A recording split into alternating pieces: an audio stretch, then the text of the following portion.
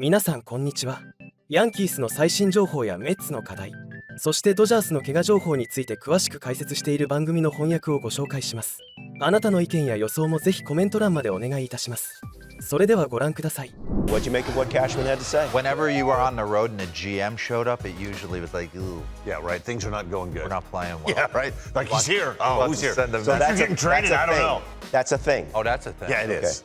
They'll show up in good times too, but usually when it's going bad, they want you to know that they're in the ship with you. Okay. So they'll show up on the road. You're in Pittsburgh. You're like, oh God, we're obviously Right. 2 for our last 8.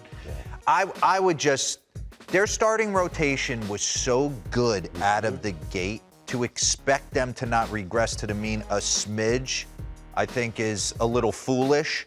Rodon's taking a step back. Stroman's taking a step back. No Clark Schmidt. Luis Heel went through a 3-start, 4-start where he Pitched well in his last and he start. pitched great against Boston, even though they lost the game on a Devers opposite field home run.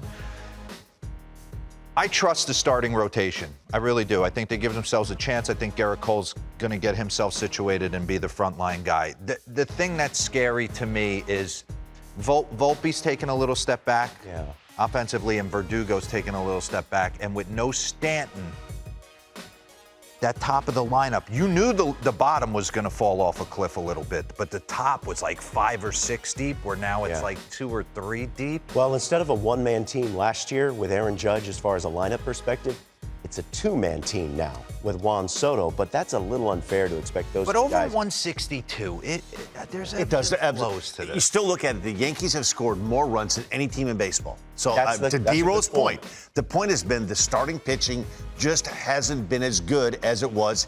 Heel was the best story of the year the first 6 weeks of the season.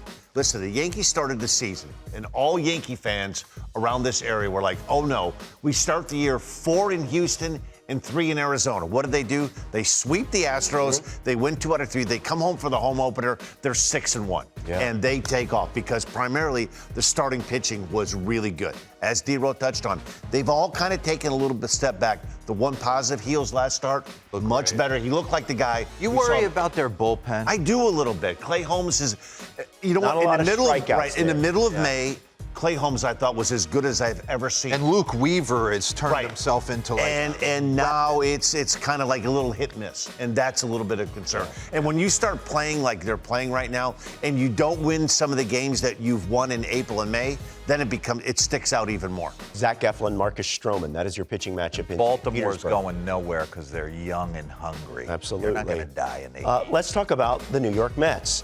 And I think this is interesting here. Their record is 45-45. And our producer, Broyd, had this as the story slug for this particular discussion. Are the Mets good?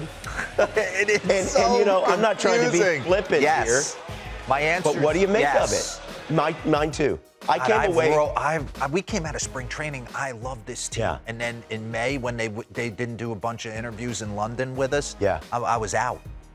You don't come over to, I'm out. Yeah. Right? I'm Now I'm back in. I'm in on the Mets. I love their lineup. Francisco Alvarez is a really, really, really dangerous offensive player. I'm in on him. And Vientos has been good.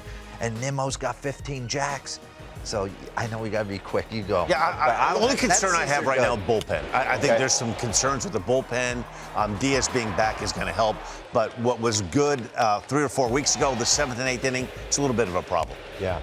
Let's talk about the Los Angeles Dodgers and their pitching concerns as you take a look at the wild card standings in the National League. The Mets just sitting a game and a half back over the San Diego Padres, who lost yesterday. But the Los Angeles Dodgers, Tyler Glasnow is now on the injured list.